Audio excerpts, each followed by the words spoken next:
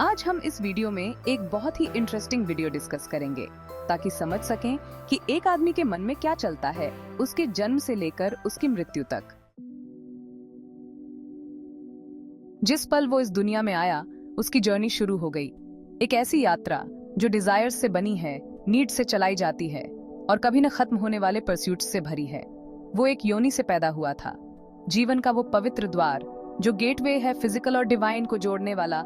हर इंसान की कहानी की शुरुआत, उसकी पहली चीख उस गहरी लॉन्गिंग को दर्शाती है जो उसके अस्तित्व के साथ साथ चलेगी। कंफर्ट, फुलफिलमेंट और कनेक्शन की तलाश। एक नवजात शिशु के रूप में उसे स्तन पर सॉलिस मिला, नर्चर का पहला अनुभव, वार्मथ और अनकंडीशनल लव। यहीं पर उसे सस्टेनेंस का सबसे प्यूरेस्ट रूप मिला, सिक्योरिटी की भावना, कंटेंटमेंट और दूसरे के साथ क्लोजनेस। दूध पिलाने का, बॉन्डिंग का वह सरल कार्य उसकी आत्मा में एक ऐसी तृष्णा छोड़ गया जो जीवन भर उसका पीछा करती रहेगी। The search begins, chasing shadows of comfort. जैसे जैसे वह बड़ा होता गया उसके सामने दुनिया फैलती गई, कॉम्प्लेक्सिटीज, रिस्पॉन्सिबिलिटीज से भरी, और उस शुरुआती कंफर्ट को फिर से पाने की लगातार चेस जो उसे कभी मिली थी। योनि उसके ओरिजिन का प्रतीक, उसके जन्म का सिर्फ एक हिस्सा नहीं बल्कि उन सब का रिप्रेजेंटेशन बन गया जो वह चाहता था। इंटीमेसी, वार्मथ, एक्सेप्टेंस और बिलोंगिंग। हालांकि वह अनअवेयर था, उसका हर कदम एक सबकॉन्शियस पुल द्वारा निर्देशित था जो उसे जीवन के एसेंस की ओर ले जा रहा था। अपनी एडोलेसेंस में यह खोज क्यूरियोसिटी, लस्ट और एक जवान आदमी के बडिंग डिजायर्स में प्रकट हुई। योनि की छवि बनी रही, अक्सर सीक्रेसी और टैबू में ढकी हुई, फिर भी यह एक पावरफुल फोर्स बनी रही। एक जन्मजात भूख से प्रेरित होकर उसकी परस्यूट्स ने उसे उन रिश्तों तक पहुंचाया जहां उसे उम्मीद थी कि उसे वह मिलेगा जो उसे मिसिंग था। होलनेस की भावना, ट्रूली सीन और अंडरस्टूड होने का एक पल। हर रिश्ता, हर मुलाकात, हर फ्लीटिंग रोमांस खुद और जीवन के उस प्राइमोर्डियल सोर्स के बीच की खाई को पाटने का एक प्रयास था।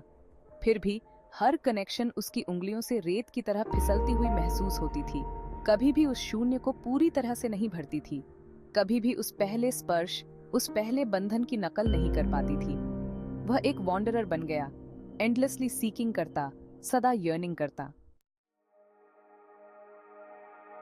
The breast a symbol of nurture and despair. जैसे जैसे वह जीवन में आगे बढ़ा, स्तन की स्मृति, नर्चर का पहला प्रतीक, कंफर्ट और अफेक्शन की उसकी समझ के साथ जुड़ गई। उसने लवर्स में उस आराम की तलाश की, फ्लीटिंग पैशन को लास्टिंग सॉलिस समझ लिया, टेम्पररी प्लेजर्स को इटर्नल फुलफिलमेंट समझ लिया। उसकी डिजायर्स कॉम्प्लिकेटेड हो गई, उसकी नीड्स मिसअंडरस्टूड। उसने पावर, स्टेटस और मटेरियल वेल्थ में सॉलिस खोजने की कोशिश की, यह सोचकर कि ये उस एम्प्टीनेस को भर देंगे जो उसे अंदर ही अंदर खाए जा रही थी।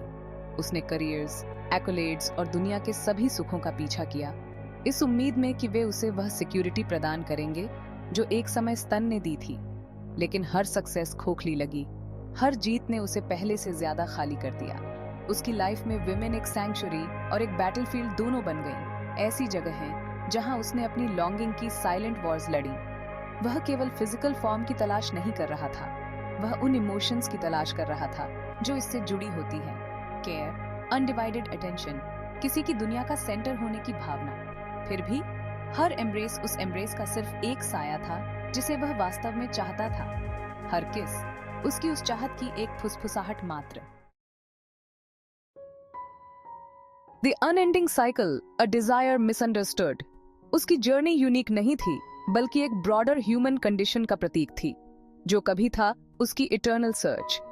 समाज ने उसे इंसेशबल के रूप में चित्रित किया, ऐसी डिजायर्स से प्रेरित जो बेस और सेल्फिश लगती थीं। फिर भी सतह के नीचे उसकी परस्यूट कभी भी केवल फिजिकल ग्रेटिफिकेशन के बारे में नहीं थी। यह एक लॉस्ट कनेक्शन को फिर से पाने के बारे में थी, दूसरे की आत्मा में एक घर खोजने के बारे में थी। वह उन एक्सपेक्टेशन से जूझ रहा था जो एक आदमी होने के नाते उस पर थोपी गई थी। उससे स्ट्रॉन्ग, स्टोइक और सेल्फ सफिशिएंट होने की उम्मीद की जाती थी। फिर भी उसका दिल लगातार वल्नरेबिलिटी की ओर, उस सॉफ्टनेस की ओर खींचता रहता था जिसे वह अपने जीवन के शुरुआती दिनों से याद करता था। उसकी इस खोज को अक्सर एक वीकनेस, उसके कैरेक्टर में एक कमी के रूप में गलत समझा जाता था, जबकि सच में यह उसका सबसे ह्यूमन पार्ट था। The epiphany, rediscovering the true source. अपने बाद के वर्षों में उसे एहसास होने लगा कि योनि और स्तन केवल फिजिकल फॉर्म्स नहीं थे, बल्कि डीपर ट्रूथ्स के प्रतीक थे। वे लाइफ, नर्चर और गिविंग एंड रिसीविंग लव के कंटिन्यूअस साइकिल को रिप्रेजेंट करते थे। उसने अपना जीवन इन प्रतीकों का पीछा करते हुए बिता दिया था, यह समझे बिना कि वह जो खोज रहा था वह पहले से ही उसके भीतर था। योनि केवल जीवन का एक गेटवे नहीं था, बल्कि सभी मनुष्यों के साथ उसके कनेक्शन का एक रिमाइंडर था। स्तन केवल नरिशमेंट का सोर्स नहीं था, बल्कि अनकंडीशनल केयर और दूसरों को कंफर्ट देने की क्षमता का प्रतीक था। खुद के बाहर अपनी तलाश में उसने इस सिंपल ट्रूथ की अनदेखी कर दी थी। फुलफिलमेंट किसी और व्यक्ति में नहीं मिल सकती, इसे खुद के भीतर कल्टीवेट करना पड़ता है। The final realization, the true योनि is with in.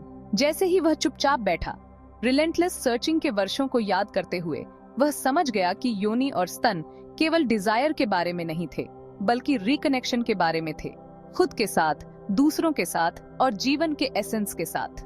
Way vulnerability की याद दिलाते थे, थामे रहने की जरूरत की, देखे जाने की और चेरिश्ड होने की।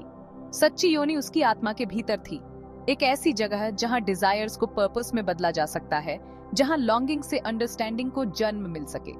अंत में उसकी जर्नी केवल योनि को खोजने के बारे में नहीं थी, बल्कि खुद को खोजने के बारे में थी। The endless pursuit, the highs and lows, खुशियां और गम, सभी एक भव्य टेपेस्ट्री का हिस्सा थे। एक रिमाइंडर कि हम सब सर्चिंग कर रहे हैं, सब यर्निंग कर रहे हैं, और यह कि सबसे गहरा कनेक्शन जिसे हम ढूंढते हैं वह अक्सर वही होता है जो हमें अपने हार्ट्स के साथ बनाने की आवश्यकता होती है। अगर आपको यह वीडियो पसंद आया हो तो कृपया इसे लाइक करें, सब्सक्राइब करें और दूसरों के साथ शेयर करें। अगर आपके इस वीडियो के बारे में कोई विचार हैं तो कृपया कमेंट्स में लिखें और हमें बताएं कि क्या आप चाहते हैं कि हम किसी अन्य समान या अलग विषय पर बात करें जो आपकी रुचि का हो। अंत तक देखने के लिए धन्यवाद। आपको शुभ दिन की शुभकामनाएं और हम जल्द ही आपके लिए एक और रोचक विषय लेकर आएंगे। जुड़े रहें और देखने के लिए धन्यवाद।